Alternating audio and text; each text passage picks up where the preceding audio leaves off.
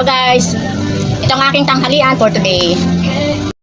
Ito ang aking tanghalian, talbos, may kamatis, sipino at sibuyas, at saka ito, daing maliliit, at saka rice na konti. Ayan, solved na yung ating lunch dahil solo ang lola nyo today. Wala ang aking makulit na cute-cute na si Yana. Nag-ano siya, sumama kay mami na sa office. Kaya mag-work din daw siya. Kaya ito ang ating pagkain ngayon. Talbos. Nilaga ko lang siya without asin. Ganuhan natin ito ah. Pwede na yung saluhan ng pilikong isda. Tapos may kamatis. May sibuyas. Pa may pepino. Walang asin yan guys.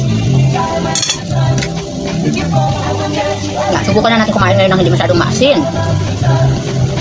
Ito hindi naman masyadong maalat eh. Maliliit kasi ito kaya walang masyadong asin. Marap, malutong. Yan, tapos ang talbos.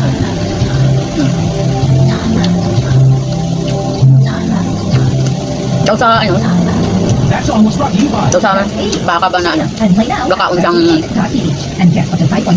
damo. Pero mas masustansya daw pala ito eh. Mas masustansya ito yung walang lasa. So ngayon, ano ko na sa pagkain ko. Kasi ito guys, ako lagi ako makain nito, sibuyas, kamatis, saka pipino. Walang asin. Para ano?